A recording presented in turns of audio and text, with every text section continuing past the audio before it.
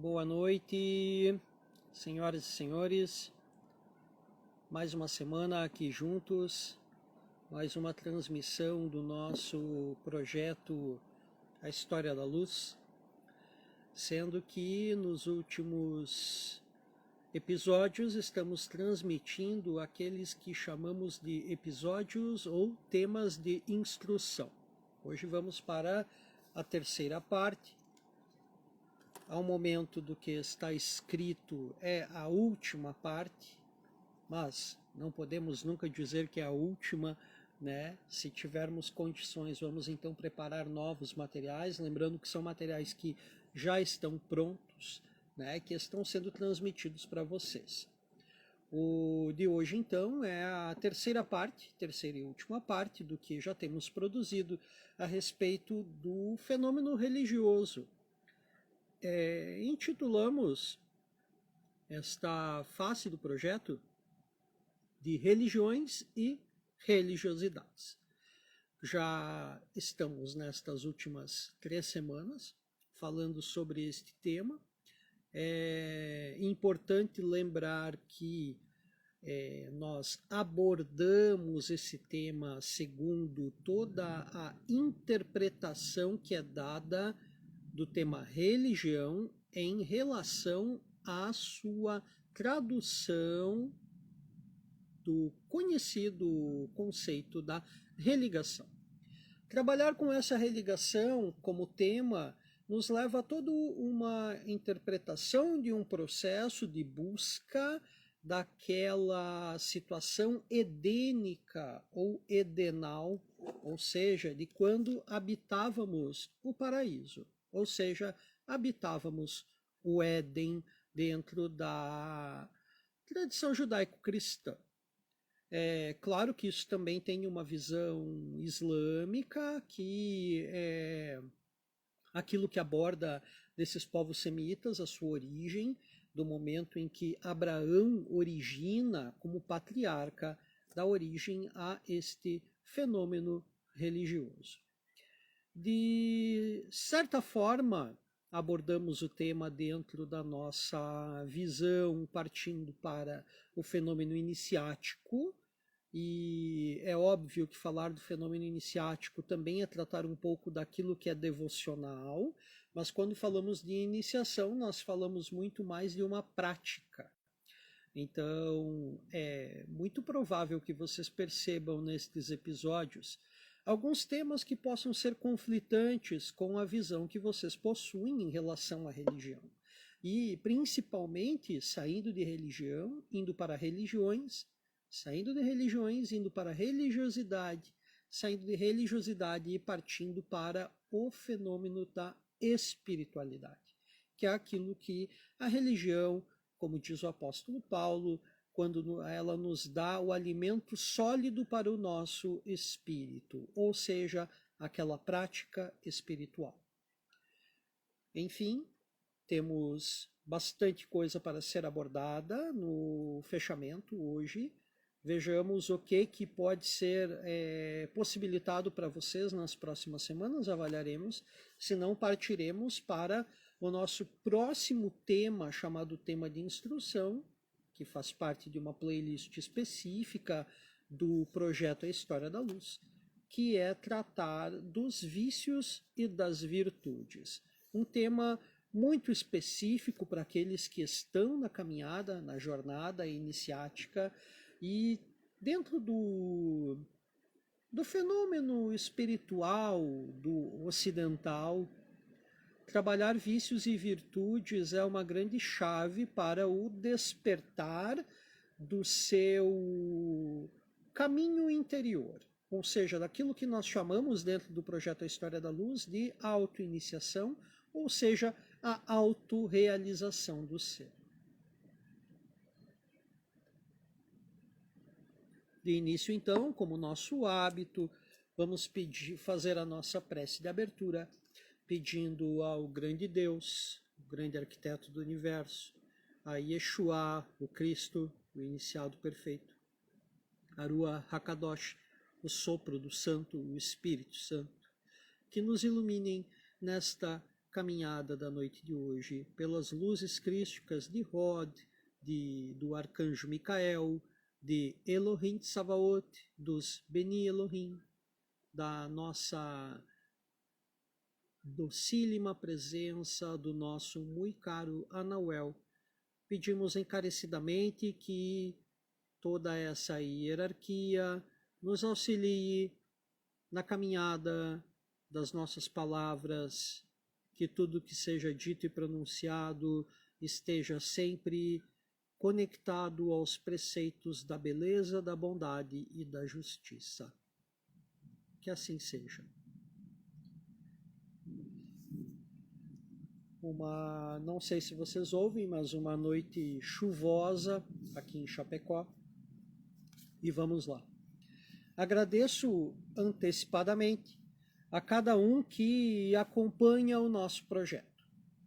Lembrando que esta ambiciosa saga do projeto A História da Luz, ou seja, daquilo que tentamos determinar da saga da tradição esotérica ocidental, é o nosso tema principal de estudo.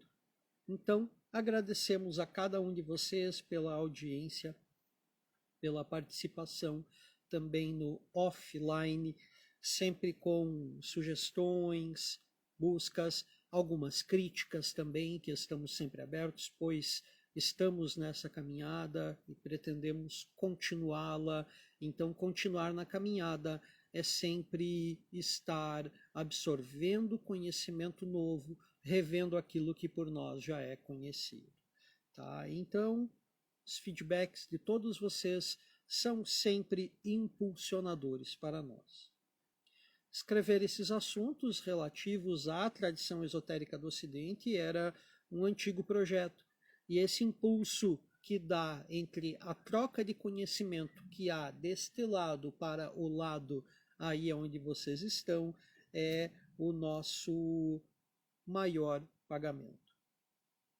Avancemos então para o encerramento do nosso tema de trabalho atual, religiões e religiosidades, que de uma certa forma nós abrangemos hoje aquilo que parte para das religiosidades que partiu, né, do último programa Religiões. Depois, o segundo episódio, partimos de religiões, religiosidades, e hoje nós partimos para a espiritualidade e os sincretismos vindos com ela. Nosso objetivo com o tema religiões e religiosidades, assunto que foi proposto por um feedback de um estimado ouvinte nosso, é a forma que nós temos de trazer à pauta aquela visão que é dada por todos vocês que estão aí nos acompanhando. Vamos lá. A pauta destes nossos programas, aquilo que nos cabe, é tudo o que é pertinente aos caminhos que conduzem o ser humano até a senda da reparação da queda adâmica, ocorrida há muito tempo lá atrás, na noite dos tempos. Andar por este caminho da reparação, com a ajuda da religião, das religiões, da religiosidade e dos processos de religação por elas facilitadas, possibilita que um dia a nossa restauração daquela condição edênica seja efetivamente manifestada. E assim sendo feita, nos conduzirá a cada um até o estágio final, o da reintegração plena, possibilitada apenas aos seres criados. A reintegração é um processo coletivo e objetivo final da existência, o qual nunca será manifestado. Este objetivo final da reintegração nunca será manifestado de forma particular, mas sim de forma geral.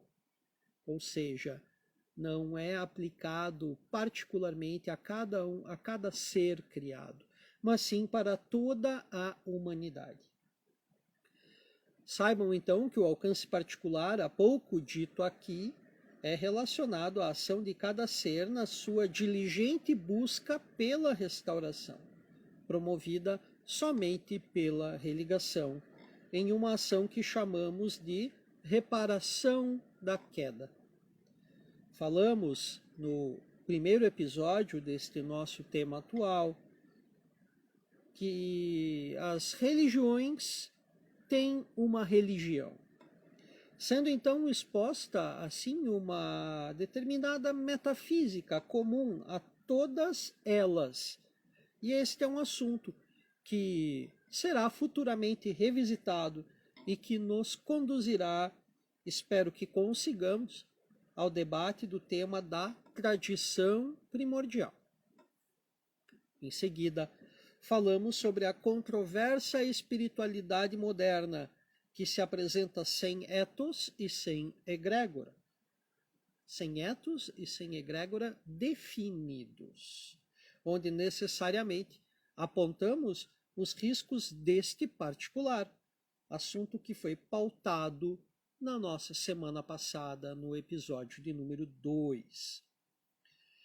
Estes pontos tão pertinentes buscam sempre com a tentativa de elucidar a todos vocês que nos acompanham as situações presentes na caminhada espiritual.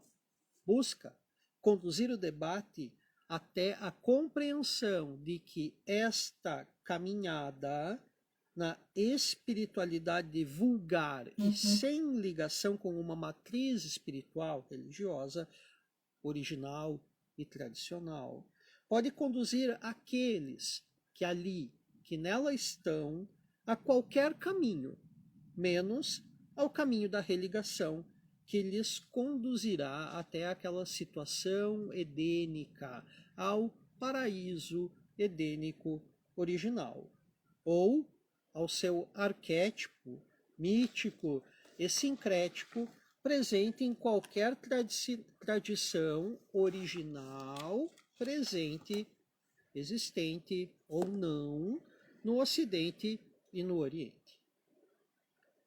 É claro que muitos que nos acompanham poderão em determinado momento dizer que se reconectaram ao caminho do sagrado após terem encontrado na figura de um intermediário uma tradição que respondeu ou que responde exatamente aos seus anseios. E não podemos duvidar que isso possa exatamente ter acontecido. Mas vale a pena e urge a avaliação de alguns pontos dentro da sua jornada, por simples conferência para o seu e nosso desencargo de consciência.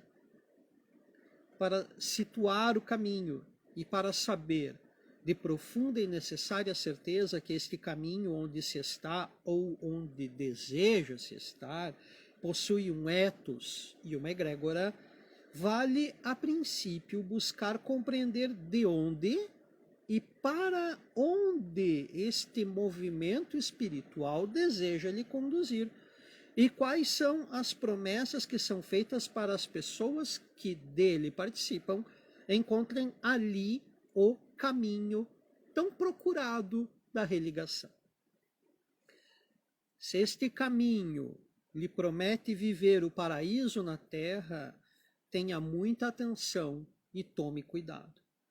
Prosperidade e felicidade garantidas além da conta são subterfúgios muito utilizados por inúmeros movimentos. E isso já lhe prova que alguns destes movimentos são assim por eles mesmos de pouca garantia, pois ninguém possui poder no campo religioso ou espiritual de trazer os céus à terra.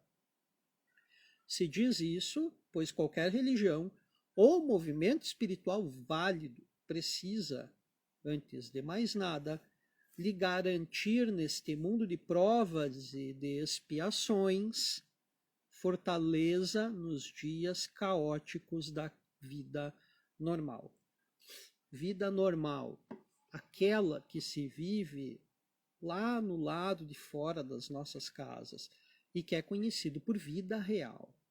Aquela que fica bem longe daquela vida das postagens do TikTok, do Instagram, do Facebook, do YouTube. É sobre essa vida real, este aspecto de grande importância que transmite a necessária validade para estes movimentos religiosos e espirituais, pois ele existe desde quando como tradição? Seu ethos e sua egrégora estão presentes e ativos. E se estão ativos desde quando? Validar uma experiência nova por intermédio de experiências ancestrais é muito fácil hoje em dia, mas se faz necessário que este corpo real presente possua a morada desta tradição, aquilo que nós chamamos de ethos, que é a carga mítica, ancestral e cosmogônica desta tradição, a assinatura que a inscreve na realidade e que possua, por sua vez, também no astral, naquele inconsciente coletivo, vulgarmente chamando, a sua egrégora, inscrita de forma permanente e de acesso livre aos que dela são partícipes. Imanência e transcendência precisam andar juntas aqui no mundo da matéria, e é essa a garantia de uma presença presente e viva em vida. Um tanto paradoxal, também redundante, mas já falei em alguns episódios que redundância faz parte de quando se trabalha com metáforas. E a partir das metáforas que nós conseguimos trazer a interpretação do conhecimento simbólico para a nossa realidade. Tá? Presença presente e viva em vida, voltando à redundância, ou melhor dizendo, existência da espiritualidade na realidade física. Além da necessidade daquela certa fortaleza presente para superar as intempéries dos dias e das noites, da esperança que o fenômeno da religação seja efetivo na posteridade e garantidos pelos pés no chão, que só uma tradição efetiva permite acontecer para todos os buscadores terem bases sólidas em seu trabalho espiritual. E assim temos algumas chaves que permitem que reconheçamos aqueles caminhos espirituais que são seguros para serem transitados pelos buscadores com seguranças, com garantias.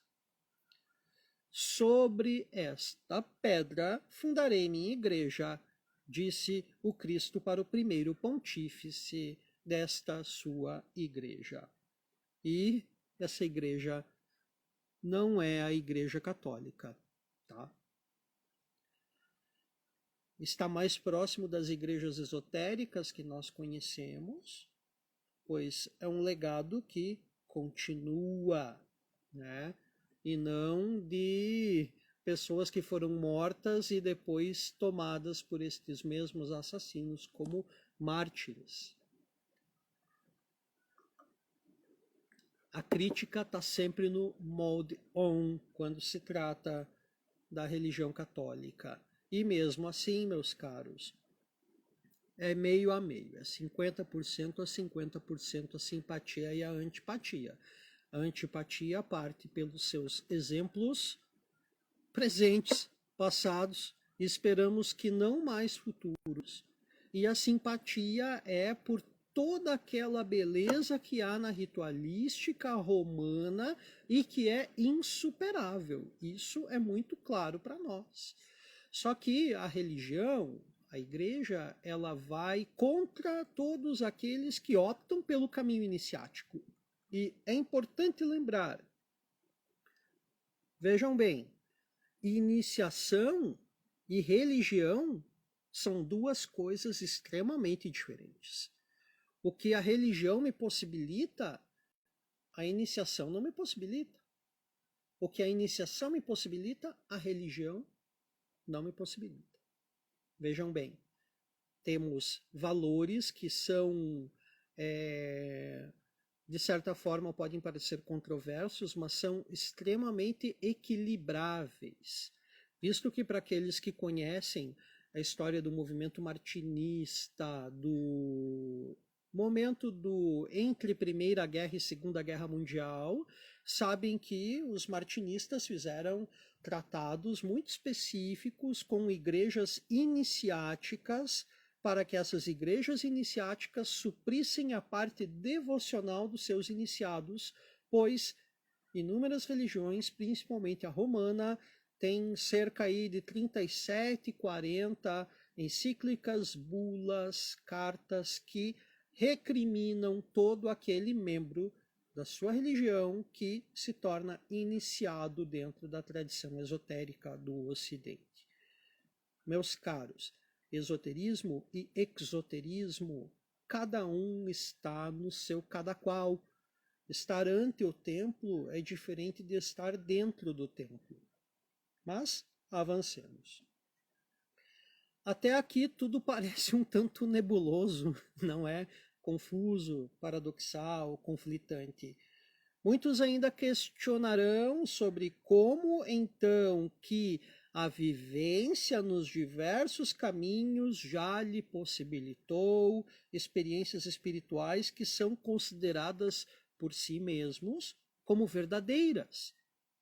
Experiências espirituais podem parecer verdadeiras, aliás, elas sempre parecem e até são em certo ponto verdadeiras, pois se apresentam como situações muito diferentes daquelas que nós vivemos repetidamente em nosso dia a dia como pessoas afastadas de um caminho religioso ou espiritual.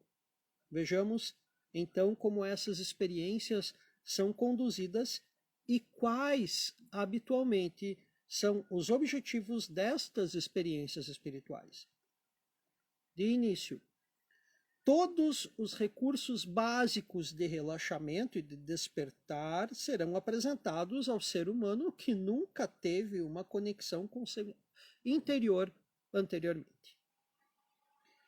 Meditações conduzidas, relaxamentos, práticas de repetição com o abandono da personalidade, práticas de conexão a uma egrégora e muitas outras delas, desde um primeiro momento, levam os envolvidos até locais, lugares, espaços internos desconhecidos, considerados até antes mesmo como inexistentes, e que estão sim lá dentro de nós mesmos. Essas experiências que abrem um novo espaço em nossas mentes e não apenas nelas, quando levadas a sério e mantidas com constância, produzem uma ampliação da consciência do ser no ser. São comuns os resultados relatados, como os do abandono de consciência momentânea e, mais refinadamente, a indução a transes, processos de sonos profundos e de desdobramento astrais, conhecidos como projeções extracorpóreas, e também algumas situações que estão muito próximas da auto-hipnose. Relatos assim são frequentes, comuns a todas as práticas espirituais de todas as alas, com ou sem etos e egrégoras, verdadeiros ou forjados. Elas não ocorrem apenas na mente, como citado antes, mas atingem também habitualmente o corpo físico, como práticas de grande auxílio na redução de dores corporais em situações pós-cirúrgicas, pós-traumáticas ou até de doenças muito graves. Mas, poxa, e agora, vocês vão dizer? Agora quer dizer que todos os caminhos levam a Roma, meu caro? não é bem assim, gente.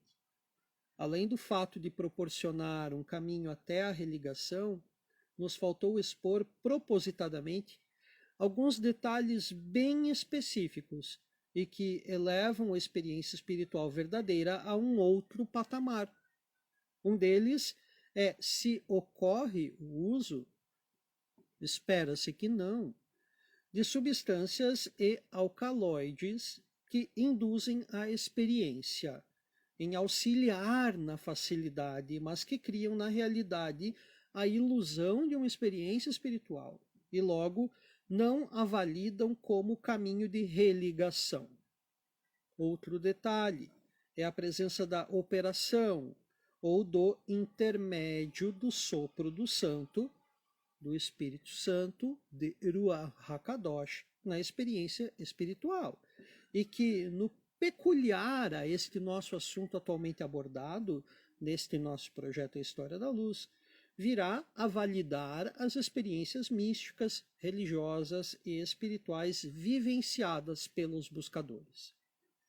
A presença deste agente hierárquico, do Espírito Santo, ou do sopro do santo, como os cabalistas normalmente utilizam, de natural posse e de livre acesso aos mundos, é o fato mais importante na espiritualidade humana.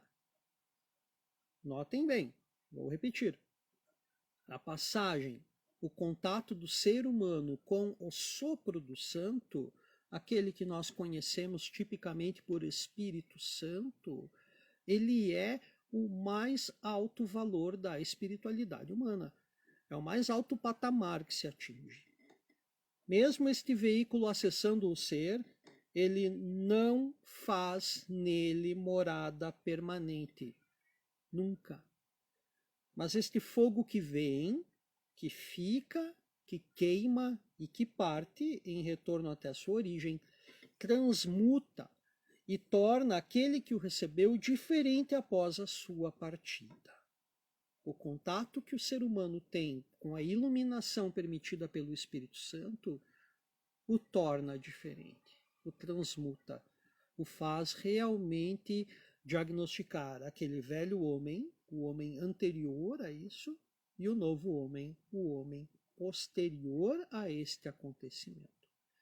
O Espírito Santo, meus caros senhores e senhoras, ele não faz morada permanente em ninguém. Nunca fez e creio que nunca o fará. Talvez o consuma em chamas. É muito simbólico. Que vem uma parte cabalista que o Espírito Santo está ligado à letra Shin, que é a letra ligada, uma das 3 letras mães, que representa o fogo primordial dentro da tradição judaica e cristã. E toda a tradição cabalística, né? Os alquimistas também o têm com grande valor, os hermetistas, né? Todos aqueles ligados às ciências sagradas compreenderão que este elemento fogo primordial, ele transmuta de forma efetiva. A miríade de possibilidades existentes hoje no campo da experiência espiritual é imensa. Hoje é muito fácil e frequente a ocorrência de sistemas de divulgação, de proliferação e até de capacitação online de cunho espiritual, o que pouco tempo atrás, ou melhor, lá antes do apocalipse, né, a pandemia, o apocalipse pandêmico, eram raras e incomuns.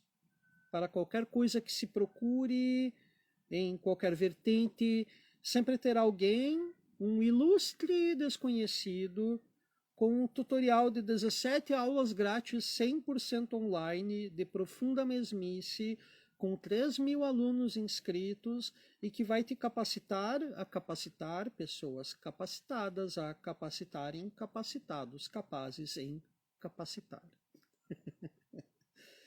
Mas, continuando. Depois disso tudo, ele vai te passar o segredo da transmutação de idiotas úteis em ouro nas próximas 5 aulas. E é claro que essas 5 aulas não são mais de graça. apenas vai lhe custar para isso uma parte das suas economias. Mas que bom! Assim eu serei muito mais capaz de ser mais capaz em capacitar capazes. Sim, você e os seus 432 colegas da turma online. Ocorrência hipotética, isso que eu relato para vocês, não estou me referindo a ninguém, tá? Mas não são incomuns essas situações.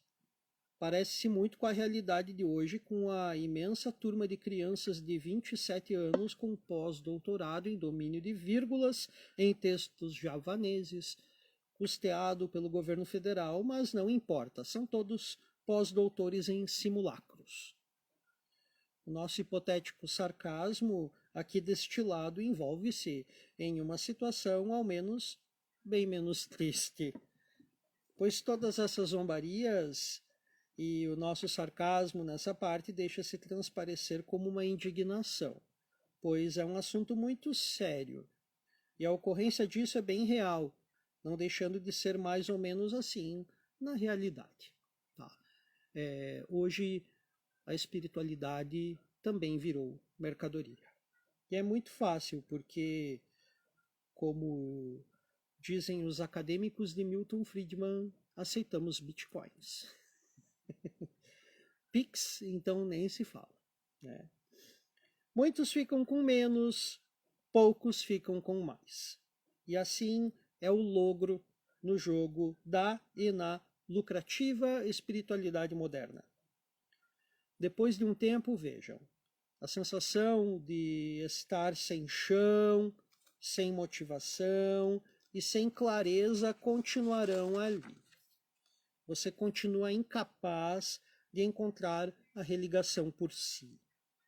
Esse fenômeno é muito comum hoje com as tradições orientais ocidentalizadas, nos xamanismos latinos da elite branca rica, daqueles grupos que mudam de nome publicamente, e das tradições também ligadas aos grupos dos alcaloides anônimos. Tradições feitas de etos forjados e de egrégoras já recolhidas em sua ancestralidade e inexistentes ao acesso ao homem moderno. Mas veja bem, amigo Rafael, a minha tradição é vinda de um xamã andino que passou para o meu guru todos os seus poderes mágicos e os da sua tradição no seu leito de morte em uma cerimônia linda. Ele até mesmo me mostrou o vídeo no seu iPhone 24. Sei lá qual o modelo atual mais caro, assim. Brincadeira, gente. Mas sim, meu amigo, o xamã passaria a tradição bem para o seu guru, que é milionário, só voa de jatinho particular, frequenta festas regadas a muita coisa boa. Aqui há contradições sobre o que é coisa boa. E não a um dos seus pares, a um dos seus iguais, tradicionais, ligados verdadeiramente à tradição, né? Um dinástico e analfabeto da modernidade, que é assim que é, meus caros. Assim que é feito. Essas tradições são passadas para membros de uma mesma etnia, comunidade, nação. Feito ele, feito aquele xamã. É claro, gente. É claro que ele recolheu, que ele escolheu bem, né? Ele recolheu toda a sua tradição, escolheu muito bem aquele membro da elite branca. Tô zoando, tá, gente? Tô usando termos que realmente é para zoar, tá? É claro que ele escolheu muito bem e foi bem o teu guru como continuador da sua tradição ancestral.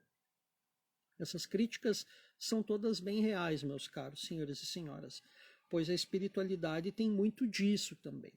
Ela também é o rico território dos aventureiros do sagrado ancestral, mas na versão 2.0, com luzinhas embutidas e xalalás. Desculpa a risada, gente. Eu peço até na minha oração para não ser maldoso, mas eu só estou trazendo um exemplo que nos entristece.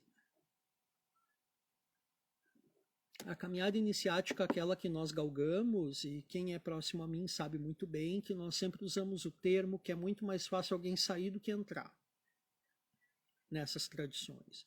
As tradições sérias, elas levam anos, meus caros, muito tempo, questão de décadas, 2 décadas para começo de história, a partir do momento que você entra como neófito e vai se dedicando pouco a pouco, alquimicamente, mantendo com mais tropeços do que acertos, uma caminhada coerente com a tradição esotérica do Ocidente. As invencionices, hoje, elas são tristes, porque elas acabam não possibilitando aos seres um caminho verdadeiro de religação. Sem nem falar da reintegração dos seres. Alguns minutos nós não tocávamos no termo religação em nosso debate. Perceberam? Isso foi bem proposital. As vertentes hoje manifestadas assim tão comumente não conduzem necessariamente ninguém a algum lugar tido por seguro. Elas criaram falsos caminhos seguros propositadamente, para em pouco tempo te apresentarem a versão atualizada da nova roda de cura que agora usa alecrim e não mais a sálvia. Perceba que após certo tempo lhe trazem involuntariamente um outro upgrade, e é o upgrade, percebam, involuntariamente essas mesmas pessoas vão te oferecer um upgrade, e é o upgrade da grande informação. A grande informação é a de que te deixaram mais pobre, mais dependente e muito mais longe da religação, mas e também muito menos reparado. Às vezes com traumas, e nem quer mais ouvir falar de espiritualidade. Falar de qualquer coisa que conduza a um caminho religioso de reparação ou de contato com o divino te gera traumas e te enoja. E esse exemplo muitas vezes é tornado dinástico, é passado para a tua companheira, o teu companheiro, os teus filhos, sobrinhos, netos. Ah não, eu não quero saber dessas coisas de espiritualidade porque o meu bisavô lá atrás se ferrou muito com isso. Vejam, é um efeito bola de neve. Aqui vem o choque da realidade, do caminho espiritual, e que afasta muitos do verdadeiro caminho da religação. São comuns aqui os casos das pessoas que deixam destes ambientes e partem rumo às religiões neopentecostais. E isso lembra uma frase muito comum do underground, aqueles que viveram lá o movimento punk dos anos 90, e que diz assim: o punk arrependido vira evangélico e o skinhead arrependido vira Hare Krishna. Muitos que nestas confissões aportam fazem-se logo mudados, muitos como salvos, mas em muitos casos não apenas pela responsabilidade do pastor, mas sim pelo sopro do santo. E sim, este brinda o ser com a religação, mas uma religação temporária, pois voltamos a lhes lembrar que este nunca faz morada permanente em ninguém. Ele passa, te ilumina e depois fica aquela tristeza, aquela abstinência. Por quê? Porque quando o sopro do santo passa por nós, ele vem pelo nosso merecimento. Nós precisamos de uma carga ancestral. É como uma herança. Nós estamos preparados para receber aquela herança, recebemos essa herança e faremos bom domínio e juízo dela depois. Percebem? Diferente deste caso que eu acabo de citar, aonde as pessoas fazem para você, são os intermediários, não te nutrem e depois vem o que eu comentei da abstinência. Você sempre retornará lá para que isso aconteça novamente com você. Talvez nunca mais aconteça e você está despreparado. Você não tem um conhecimento, você não tem uma carga prévia para administrar aquele conhecimento, aquela queima, aquela transmutação que ele proporcionou em você. Outros ainda buscam algo mais. Buscam o caminho das manifestações espirituais fenomênicas, e assim encontram abrigo em tradições muito dignas e que consideramos, sem medo algum, em escrever e em dizer, pronunciar, ou melhor, falar, né? Serem as formas de acesso a uma espiritualidade de raízes muito puras. Claro que com determinados olhares também, porque existem charlatões em todos os ramos. O kardecismo, o nosso conhecido espiritismo, né? E a Umbanda brindam os seres com uma luz decodificada pelo prisma dos sincretismos com uma grande beleza e seriedade, e que apresentam aos seres de vontade o caminho da prática da caridade que existe dentro da espiritualidade. O kardecismo, por exemplo, apresenta um ramo de estudo e de trabalho muito rico, que ainda hoje é mal compreendido pelas massas, como que ocorre também com a Umbanda, mas que apresenta aos que nela buscam conforto, abrigo, o conhecimento de uma vertente filosófica também fenomênica de grande nível e que prova por si e pela conduta daqueles que nela operam possuírem uma espiritualidade carregada de sincretismo cristão, de muita filosofia e também de ciência. De práticas muito refinadas, ricas, como citamos anteriormente, o kardecismo, o espiritismo kardecista, descende de uma linhagem surgida na Europa do século XVIII, originalmente com o mesmerismo, de Franz Anton Mesmer, que foi refinada ao seu modo por toda uma linhagem até chegar em Allan Kardec, que tinha um certo ceticismo inicial pelos relatos colhidos, e pouco tempo após pesquisar esses relatos colhidos apresentados para ele, tornou-se publicamente o maior expoente da doutrina espírita, visto que chega a ter o seu nome dentro da doutrina. Foi talvez o maior compilador dessa doutrina cristã. No Brasil, Bezerra de Menezes, Francisco Cândido Xavier, Divaldo Franco, são grandes expoentes, personalidades que embasam muito bem a doutrina e a prática dessa vertente da espiritualidade cristã. Temos aqui uma personalidade muito importante também para o kardecismo no Brasil e também para o martinismo, ritos maçônicos muito específicos, mas nesse ponto trataremos dele como um expoente dentro do kardecismo e também do Esperanto.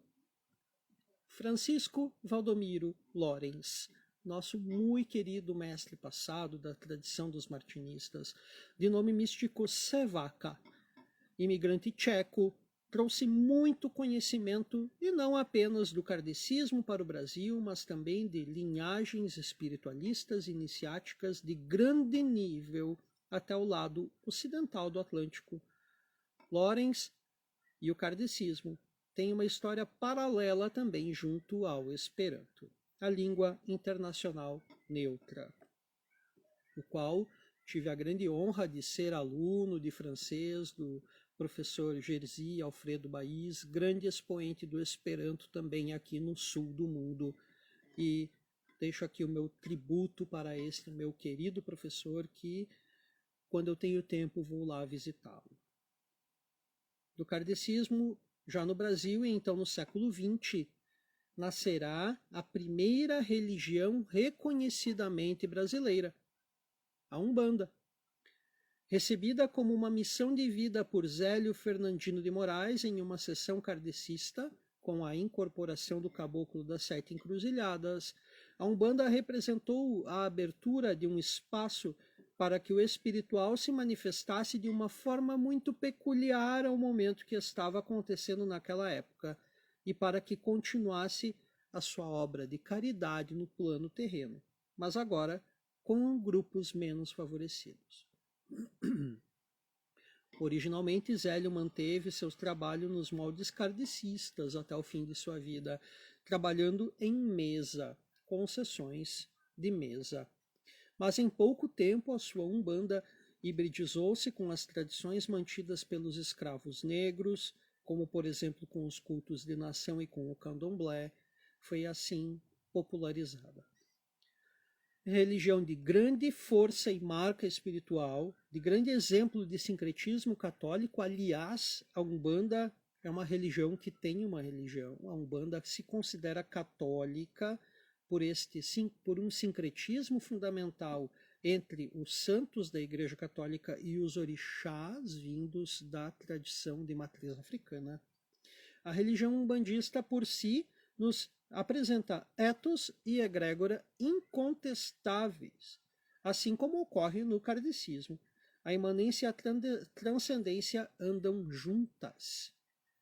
Para terminar, é necessário falar de uma espiritualidade que está retornando sua presença cada dia mais e que é, pasmem, a Igreja Cristã. Aos poucos, muitos jovens se apresentam interessados no fortalecimento do conservadorismo, se apresentam então ativos nos movimentos internos das igrejas protestantes, neopentecostais e principalmente católica, buscando consumir uma literatura católica, uma literatura cristã, uma literatura protestante muito específica e refinada que hoje nós temos disponível, felizmente, no Brasil. Específica, uma literatura específica da prática de cada confissão cristã, tendo também uma frequência assídua em suas congregações e aos grupos fraternais que são laterais ao convívio das igrejas. Mas onde está a espiritualidade aqui? Claro que vocês vão me perguntar, né? Ela simplesmente está na prece. Um detalhe interessante na igreja também é a comunhão, a Eucaristia, que é o maior ato de reparação praticado pelo fiel. E uma outra prática, no caso da católica, uma prática ancestral e muito poderosa, é a prática do rosário, do terço. O rosário é uma ferramenta teúrgica muito poderosa, utilizada também por círculos muito internos dos Rosacruzes e dos martinistas também. Isto é, práticas comuns aos cabalistas cristãos. Se todos esses caminhos são populados por pessoas sérias ou não, aí é uma particularidade que, se for avaliada pelo lado negativo, ela está tristemente presente em todos os meios, não sendo exclusividade dos meios espirituais, religiosos, iniciáticos, místicos. Se hoje mesmo vemos juízes, médicos, políticos, maçons, bispos, todos estes, que antes de serem quem são seres humanos que nasceram, cresceram e foram educados com todas as possibilidades que todos nós tivemos. Eles estão aí com suas listagens de erros e de situações constrangedoras enormes, mostrando que algo no passado não foi posto em prática para que esse desvio de conduta possa estar tão óbvio e a olhos vistos. As tradições espirituais não podem se perder, pois assim perderemos o exoterismo e, por fim, o esoterismo e o acesso ao plano místico da espiritualidade que nos reconduzirá à religação. Não importando se a tradição é do Oriente ou do Ocidente, além de perdermos importantes situações culturais da humanidade. Não é fácil falar sobre espiritualidade, ainda mais no contexto atual, onde qualquer coisa que se apresente diferente do dito gosto e do dito politicamente correto é tornada contravenção social e condena-se o indivíduo inevitavelmente ao tal do cancelamento. São preços altos que decidimos pagar e saibam que, mesmo tendo certeza de cancelamentos, ainda queremos que o nosso ingresso seja de camarote. Meus caros, resumidamente, as religiões, a religião, a nossa religiosidade, enfim, a nossa espiritualidade deve nos reconduzir ao Éden por nós perdido. ou melhor, esquecido. Fiquemos todos no bem sempre. Meu muito obrigado a cada um e precisando, prendam o berro, é só chamar. Um grande abraço, até a próxima semana.